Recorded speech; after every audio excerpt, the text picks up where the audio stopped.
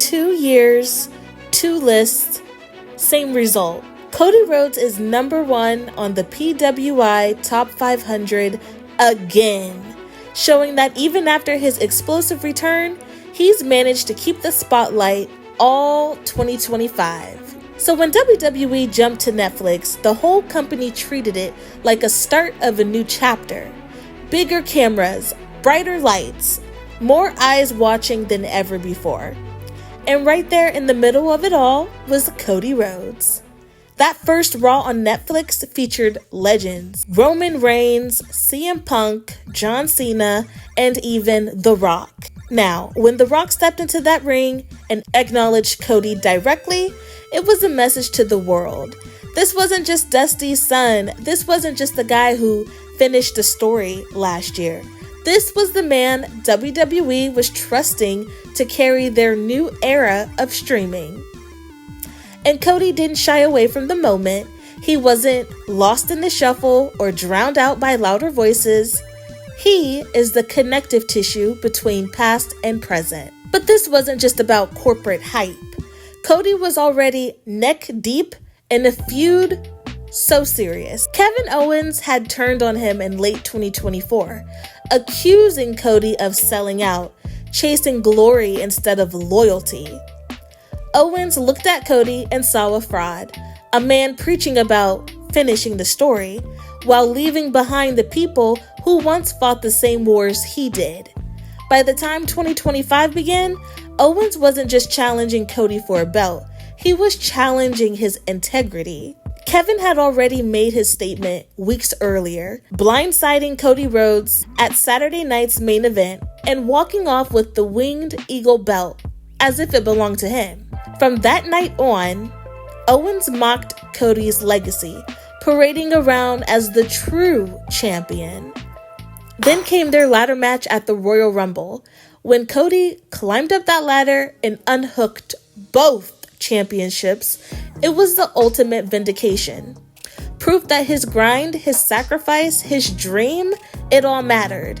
This wasn't Kevin stealing the spotlight. This was Cody taking the spotlight back, reclaiming the Winged Eagle in front of the entire world and silencing Owens' delusions once and for all. And just as their feud seemed like it was going to explode even further, fate intervened. Owens suffered a neck injury that took him out of action, leaving their war unfinished.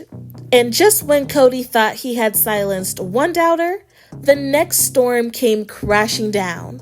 The very next stop was Elimination Chamber, where John Cena snapped. The clean-cut face of a generation finally gave in to the dark side. The Rock, who had smiled at Cody on the Netflix debut, is now aligned with Cena. And Travis Scott, of all people, made himself part of the fight, cracking Cody in the head with a shot so stiff it ruptured his eardrum.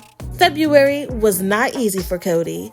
It was the realization that the crown Cody carried painted a target so big, every legend, every ego, every opportunist wanted a piece of it. March was the month Cody pushed back. Cena wasn't just trashing Cody, he was trashing the entire WWE universe. And Cody, he became the only one willing to stand eye to eye with Cena and tell him he's wrong. Their back and forths were more than hype. Cena represented the past, bitter that his spotlight was fading. Cody represented the present, fighting to prove that the new era wasn't a downgrade, it's an upgrade. One of the biggest moments came in London on the final Raw of March. Cena tried to make a statement, but Cody cut him off, spiked him into the mat with a crossroads. It wasn't just a move, that was a promise. Cody was telling the world, I don't care how big your name is, I'm not backing down. March didn't bring any championship defense or a pay-per-view triumph, but it sharpened the knives. By the end of the month, fans knew exactly what April was about to bring. Cody Rhodes and John Cena, one of the most important clashes of the Netflix era. WrestleMania 41, Cena versus Cody. The match itself was solid, but chaos crept in like it always does.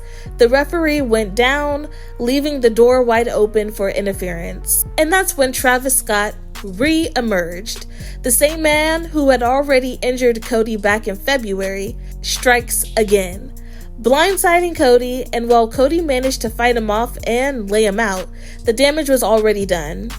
That distraction was all John Cena needed, and Cody's 378-day reign was finished.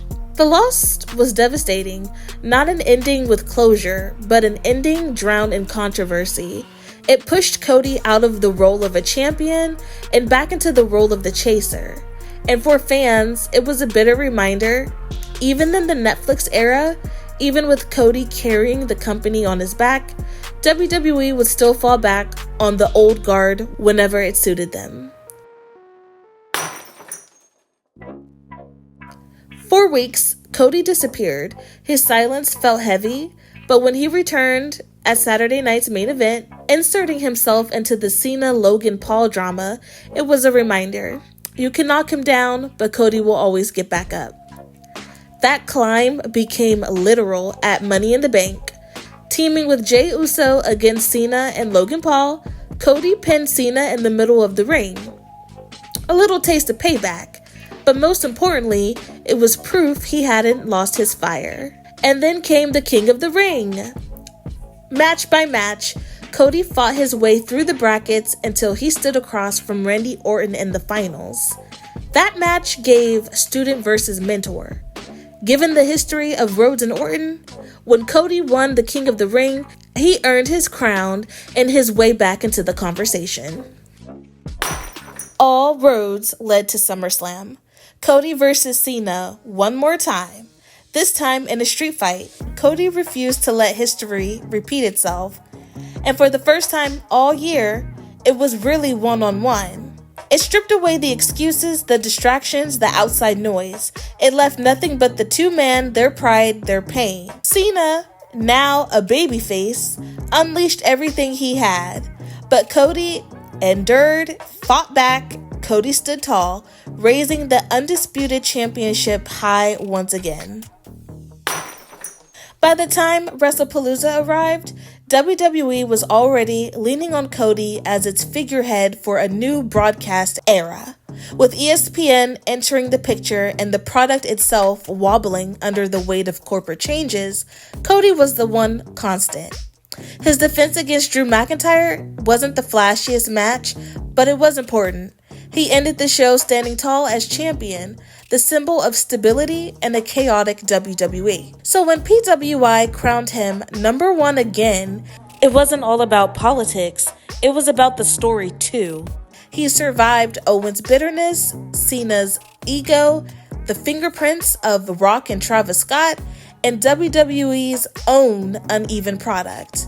And through it all, he remained the face that made people care. So I'll ask you, gorgeous gang, was Cody's 2025 run enough to cement him as back-to-back number one, or do you think someone else should have taken that crown? Tap in or tap out in them comments, and don't forget to like and subscribe.